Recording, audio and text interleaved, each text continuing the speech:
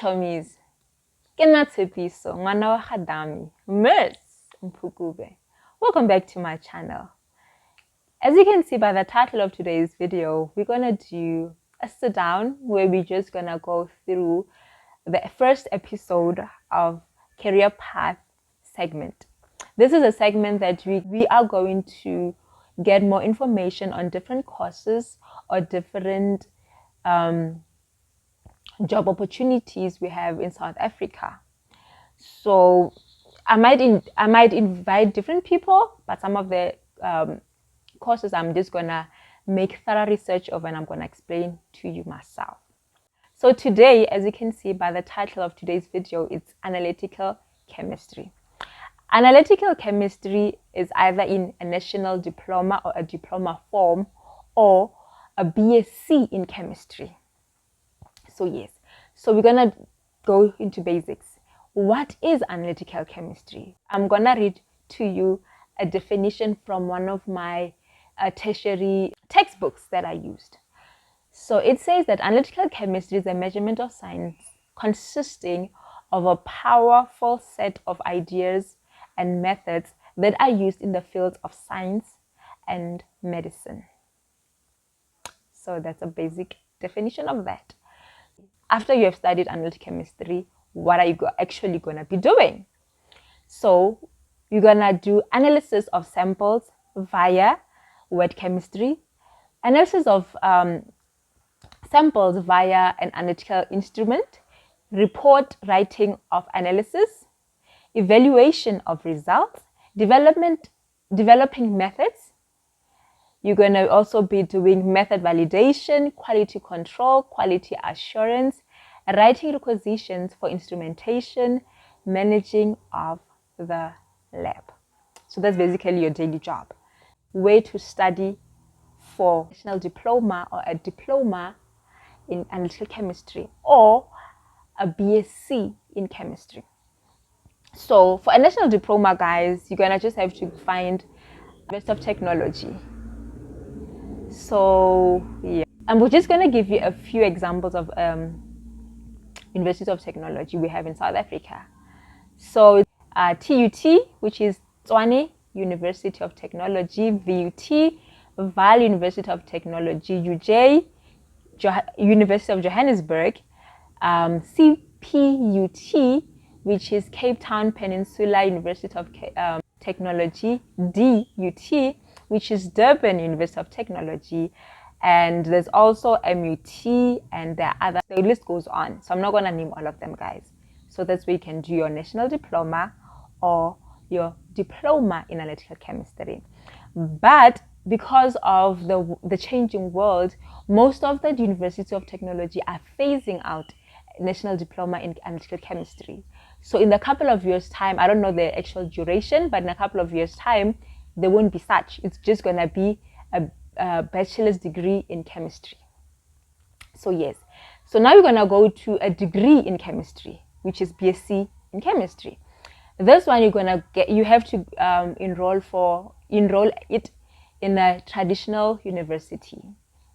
Traditional universities, for example, is University of Pretoria, which is also known as Tekkies or Wits.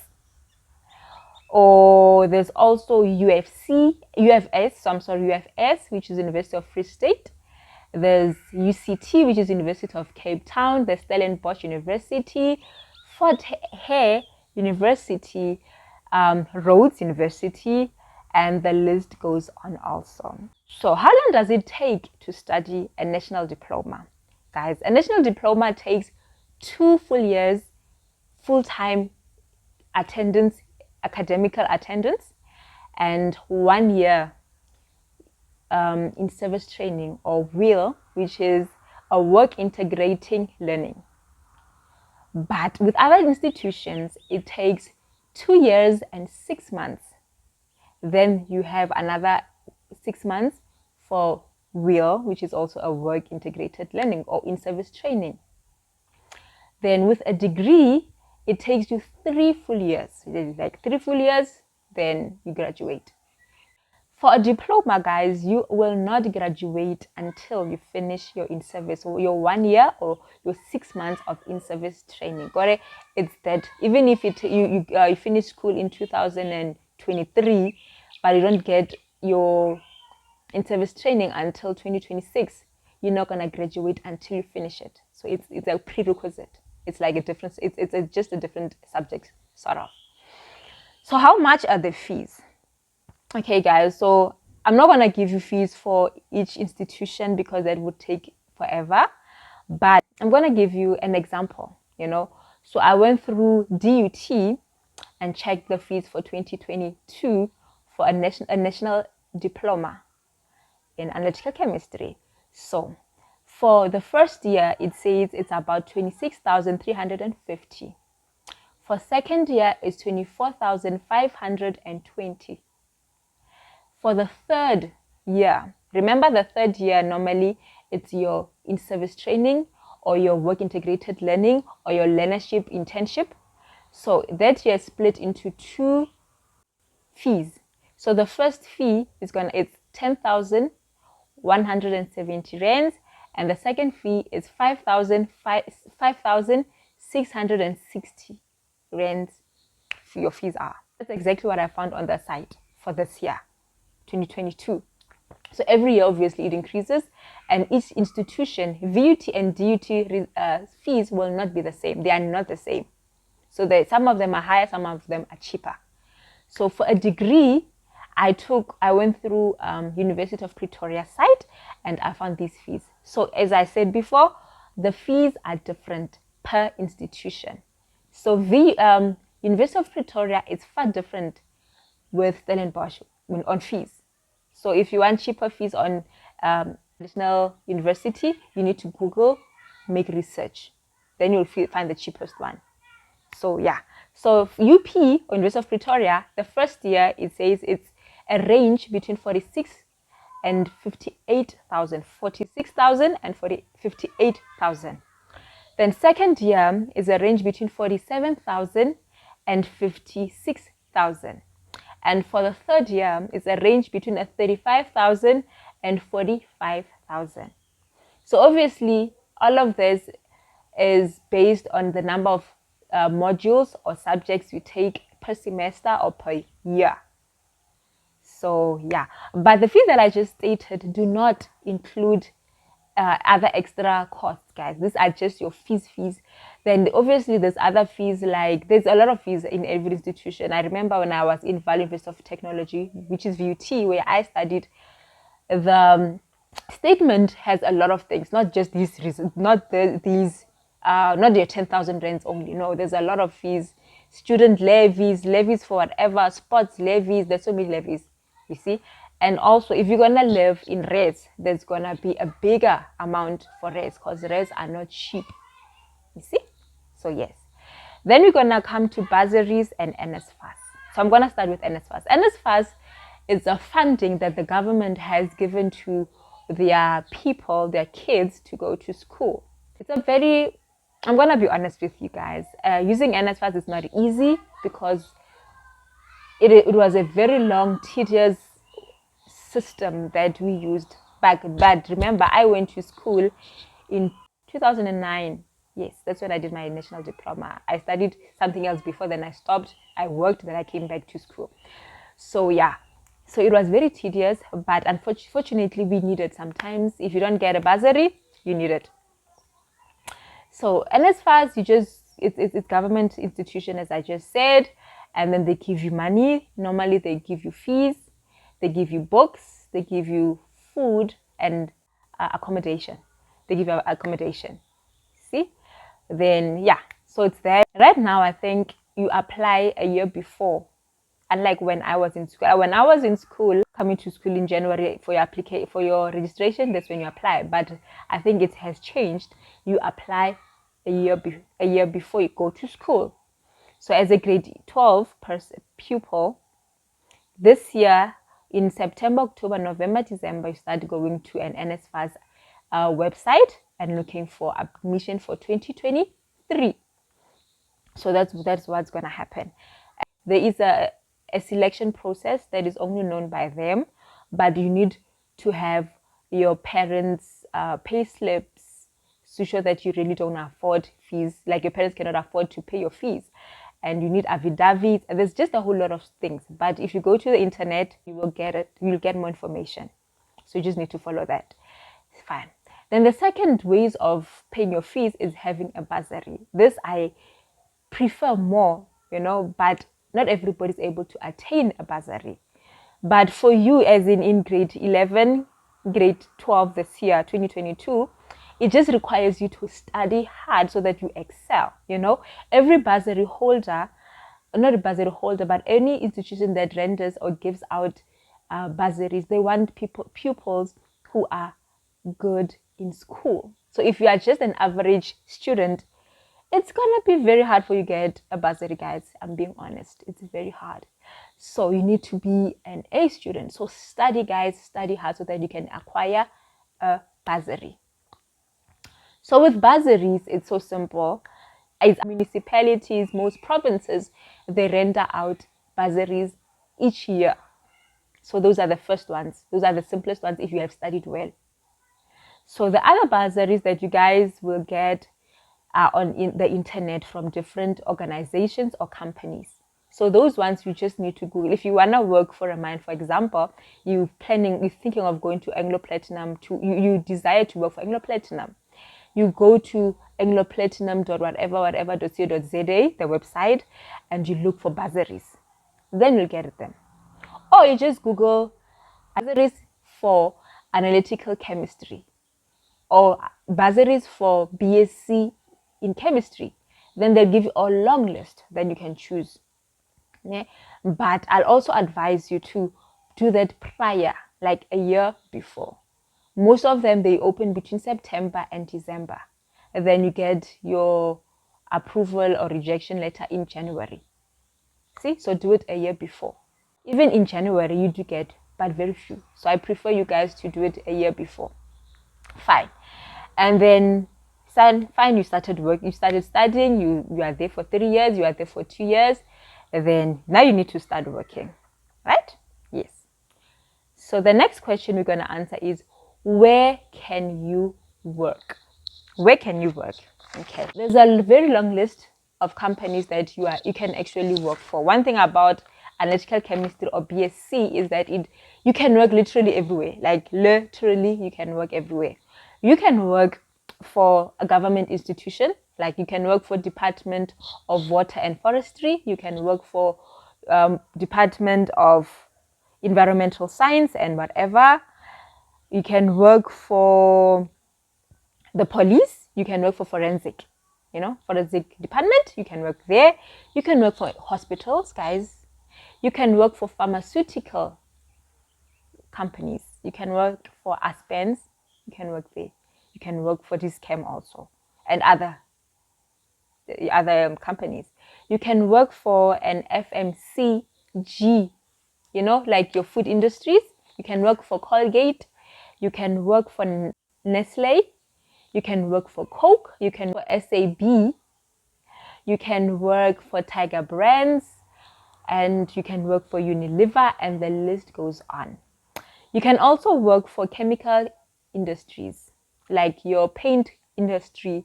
You can work for manufacturing industries, which I work for. I work for construction manufacturing industry. You can work for oil in refineries like your Shell, your Sasol. You can work there. You can also work for precious metal refineries like your smelters. Anglo Platinum has a smelter. Impala Platinum Mine has a smelter. You can also work for mines. You can work for mines. You can also work for Eskom, guys. There's Matimba, there's Lerato, there's Kusile, there's so many of them. So there's so much work for us, for sure. So fine, you're done with studying. Now what? For a national diploma, you need 1 year of in-service training, or you need 1 year of a work integrated learning. And then for a BSc, immediately after that, you graduate. After your 3 years, you graduate. Then you need to find either internship or a graduate program. That is literally just the basic, the intro into your working system. Fine. Now we're gonna go to job titles that you can attain after you have qualified or after you graduate. As an analytical chemistry graduate, you normally start with a lab assistant or a laboratory analyst. Guys, I'm not gonna be saying laboratory every time. I'm just gonna say lab, because laboratory is such a long term and it's a tongue twister. So guys, no, I'm not gonna say that every time. So you can do, as I said, lab assistant, lab analyst, a research assistant, or a researcher. You can be a lab technician, a quality controller, a quality assurer, a lab superintendent, a lab supervisor, a technician, a scientist, a chemist, a lab manager, and you can also work as a sales representative. You see. So yeah, so right now I'm just gonna take you through my personal journey as I started. Okay, after I graduated, I started my schooling in 2009, where I did my analytical chemistry, as I said, in Val University of Technology. I started mid-year. And then I studied, but there was a time that I was off school because of finances. But yeah, that's not important. So, but I went back, then I finished 2012. I finished. Then, thank God, I went to my first interview, and at that first interview, which was with Lafarge Cement QDSA, which is the Quality Department of Southern Africa, I got my in-service training, which I did for a full year. Fine, I did that. So, yes, the next question is, what do you actually do on a day-to-day basis? So there, I used to do a lot of wet chemistry. So literally I did a lot of wet chemistry. There are so many different techniques or methods of wet chemistry. So I'm not gonna name all of them, guys, because I'd have never worked in all in all industries. I've never worked for pharmaceutical industries. I have no idea what they do there. I might know most of the instruments they use, because analytical chemistry instruments, analytical instruments are basically the same. Just that you use them in different ways in different industries. So fine. So I did a lot of wet chemistry. Wet chemistry examples are, I did sulfates, I did chlorides, I did carbonates, I did methylene blue, I did, what else? Acid insolubles, for example, like etc. So those are the few that I did. See? Fine. Fast forward, years later, I got my first permanent job at Saint-Gobain, which I work for Gyproc. Saint-Gobain is divided into a lot of other smaller sister companies. So I work for Gyproc. So in Gyproc, I started as a lab analyst. And I also did wet chemistry for the first couple of months. But because at least that position, I was not the senior, but I was the only one. So I also started doing using instruments. So there I started using AA, I started using UVVIS and XRF. So those are I'm not going to explain to you what instrument is, because that's another, it's a very huge subject. It's a very big topic. You can just Google UVVIS or AAS or XRF. YouTube has a lot of those kind of videos for you guys. So that's what I used. So literally I come to work. Some days I collect samples. Some days samples are brought to the lab. Then I test them. Some of the times I need to prepare my sample. Sometimes I just need to take my sample, put it in a petri dish, put it in the oven for overnight or 24 hours. Then the next morning I start. Sometimes I need to prep my sample because they bring stones. They will bring stones to the lab. Then I need to crush. I need to mill. I need to cone and quarter. Then I have to condition for 24 hours. Then I start my process. Then in the company that I work for, I also did chlorides, but we used the machine. We didn't do it manually. I did sulfates also. I did carbonates. I did acid insolubles. I did pH, you know. So there's microscopy also. So yeah, guys, so that's basically my day-to-day job. Okay, that's what I used to do. Now I've been promoted, so I don't do much of my analytical chemistry work anymore. So those are basically what I normally did. So you test, it's boiling, you do a lot of titrations. Yeah, so you do a lot of those. So that's basically my day, an analytical chemistry or a lab analyst or technician day-to-day job. But it differs per industry, as I said. It also differs department. I work in a research and development. So most of the time my work is okay, my work was, because then I've moved, as I said. So I used to do a lot of projects, you know. So I did a lot of projects, and obviously with projects, it's a longer process. Unlike when you are in QC, when you are in quality control, it's a hourly job. Like you have to do it every hour, and you need to give results. So you're gonna do like quick things. With me, I took my time. I had submission dates, but I also was able to, you know, just do this and that and see if it makes sense. It doesn't make sense, I'd shift, I moved, you know. So that's the difference.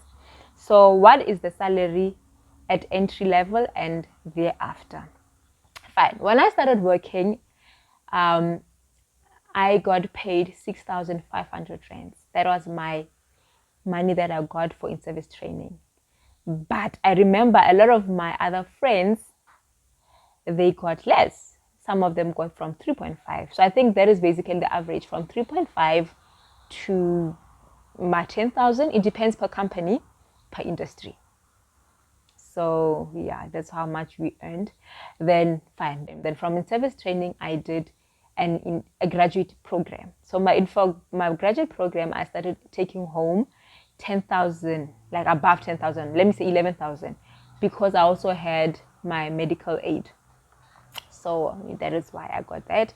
When I got my permanent job, which was when I was about like 3 years in the industry already, I got paid 15,000 take home. But if you're gonna compare it with engineers, guys, you're gonna have a fit. So I'm just talking basically an analyst. But obviously per industry, as I'm always emphasizing, it differs. Per industry, it differs. 3 years post graduation, they can earn like 25,000. So it depends which company you work for and your position also.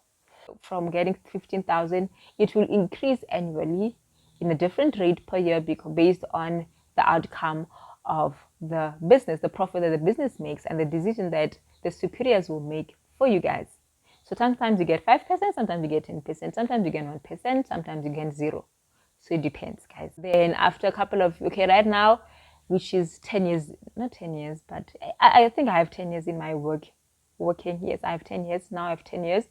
But as I said, I've moved from that. I'm no longer a lab analyst. I am a material technician. So in my job, it's above, that's what I'm going to say, it's like way above 25,000 rands. So that's my salary right now. So obviously, the more experience, the more job hopping, obviously you're going to make more money. I'm going to go to the next question, which is post-graduation studies. Fine, you have your diploma or you have your BSc, then what? It's going to be your diploma. After your diploma, which is 3 years, you do your advanced diploma. Before, it was called B.Tech, but B.Tech has been phased out. So you have to do what? Your advanced diploma. I've acquired B.Tech in chemistry, which is equivalent to a degree in chemistry, right? Fine. After you've done with your advanced diploma, you do a postgraduate diploma. Both of them takes a year. Then after that, you do a postgraduate diploma, which is a year. Then after that, you do your master's, which takes 2 to 3 years. Then you do your PhD, which takes 3+ years. It depends. If you want to take 5 years, it's a problem, but it's plus 3 years.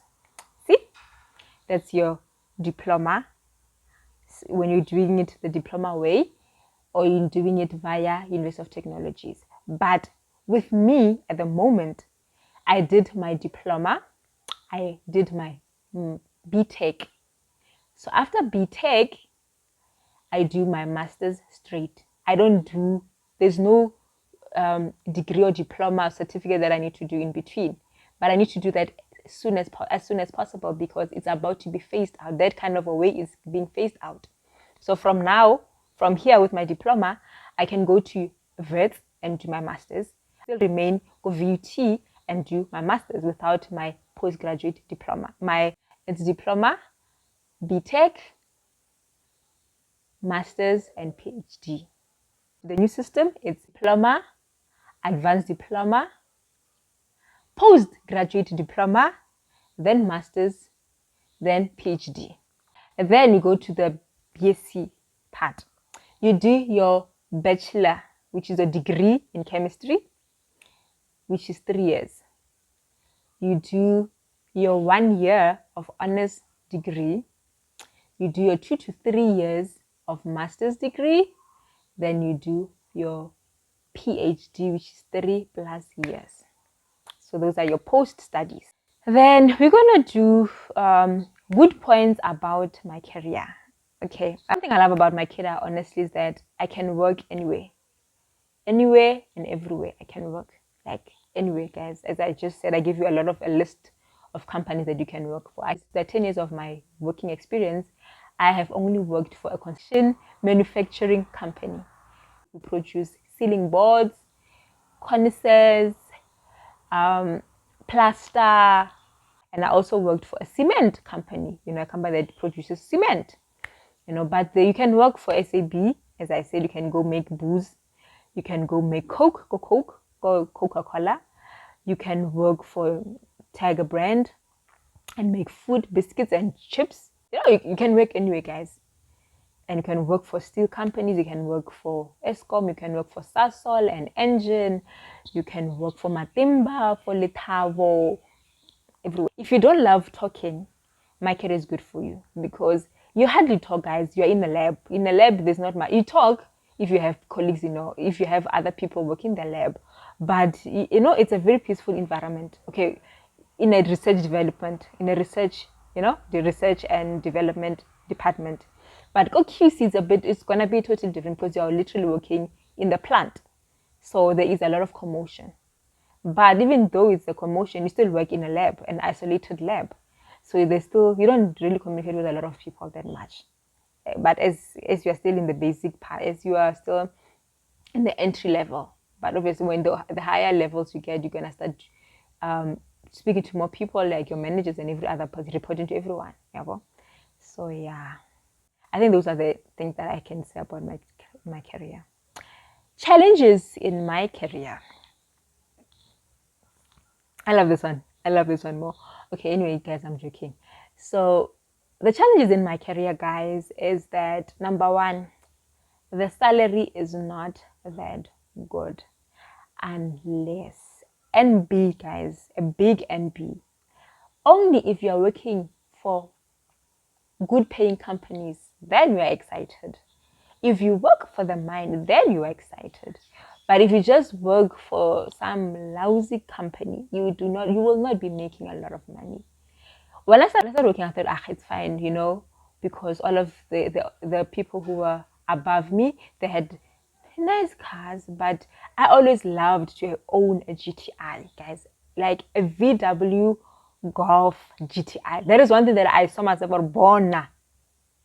I'll be driving this. But I realized when I started working, the ladies that have worked did not. No, that was a dream. I'm like, that means I need to marry a man who has this.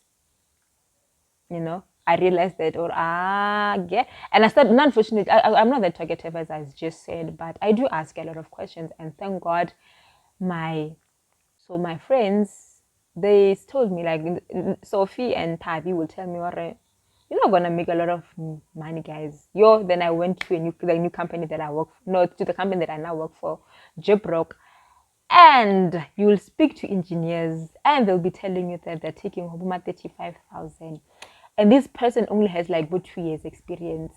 2 years now. I have 5 years. Their salary was like double to triple my salary. That's when you realize, oh, way, my way, we ain't getting paid a lot of money here. So that's number one challenge. Number two, career growth, especially in the construction manufacturing industry. It's bad. Like, it's very bad. With the first company that I worked for, literally there was one level, all of them. Some had 5 years, the other one had 3 years, but they were in the same level. Obviously, the bracket, the financial bracket is different, but there's no there's no growth. You can't grow above that. They were all lab analysts, 4 years, and there's only one lab analyst and there was one technician. So we had to wait for this technician to, or we have to pray for her to get a permanent job, to get a new job somewhere else, so that at least you can move from here to here, And when I moved to the new company, I thought, okay, maybe there's progress, I'll move. And I realized, no, actually, you're not going to move far. So as I just said, I got a promotion. So I started as a lab analyst. So I got promoted to a material technician right now. But I know God has to intervene for us to move from this position to a different title. I need to literally move a department, So that is the sad thing about it. Career growth is a bit bad, because when you listen to other people who are working for a mine, there's this lady that I know who works for a mine. When she started, she was a lab analyst. Post BTech, she's a technician. How? 2 years in, she's a senior technician. Hey, bo. I don't know, when the positions are moving, the salary is also going. By the time she was 6 years in, she was already taking 28,000. 6 years in. Now we're still earning what? Around my 16,000 down there by the, So there's a difference. I always stress this out. Study hard so that you acquire a bursary with a mine, so that you are employed by a mine. And when you get there, work hard, study hard. The more you study, the more you'll move. Certain companies, unfortunately, if not a mine, obviously I'm not talking about mines, even if you obtain your BSc, your master's, your PhD, you are a professor, your salary will not move much even if you study, sadly. It's very sad when I say this, because it's sad. I'm not going to say much, but it's so sad. You decide to study, but even if you study, it's not making a difference. So, number three, all of these are what I feel. Analytical chemistry, working for a lab, it's a routinious job. Job is a routine, but for me, I feel like other jobs, it's routine, which is different people. Like if you're a teacher, it's a routine. If you're a math teacher, it's a routine. You're gonna teach. You're gonna teach. It's the same thing. But I feel like you encounter different people, different characters, different children. Some are slow, some are geniuses, some are super genius that they are so annoying. There's a difference. There's a challenge. But with this one, it's so routinious, guys. It's so sad for me. And that's when I started working, I realized, oh no, man, guys, this is not for me. Lab work is not for me. But unfortunately, I was like, I was a bit slow. But anyway, maybe God predestined me to be here because I'm still here 10 years later. So yeah. Anyway, so it's so for Nashem, it became boring to a point that I had to tell my manager, or Anna. I even tell my HR, I'm bored. I'm bored. But with my other friend, that's what I'm telling you, it's different per person. With my friend Kanyo, she loves it. Boring as it feels for me, and she loves it. Like you can see what this one is designed to do this. She loves mixing all those chemicals. When she's in the lab, she's at her happiest. But for me, I'm like, oh my God. I push so that I'm finished. Within a few days, I'm done, so that I'm out of the lab. You see, so it's different. And then one thing I hate also about my job is that you are always on your feet, especially if you're in the lab.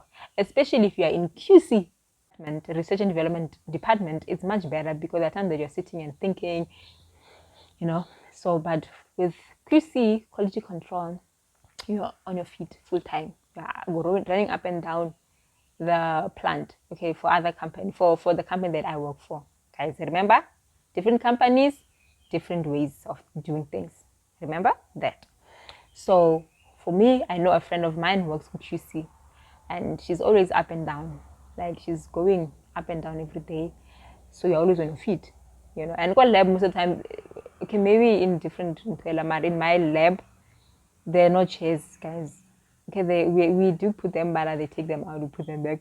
Mara, most of the Intwela, you don't want to have chairs. If you want a chair to sit, go to your table, to your working station. But most of the time in the lab, we are standing up for hours. So it's a bit, guys. I've realized what I should have done accounting because I love my computer. I love sitting down. I think I'm lazy, a bit lazy. I think I'm lazy. So yeah. And another thing, I hate the lab, as I just said. I just personally hate the lab. It's boring. I love me, you know. If people who really know me personally, they know I love myself. I love my space a lot. When I'm alone, I'm at my happiest. When there's less people in the office, I'm very happy. But no, the lab is not for me. I'd rather spend 7 hours in an empty office space than in the lab. So yeah, we are at our last point. So the last one is, given another chance at choosing a career, would you choose it again?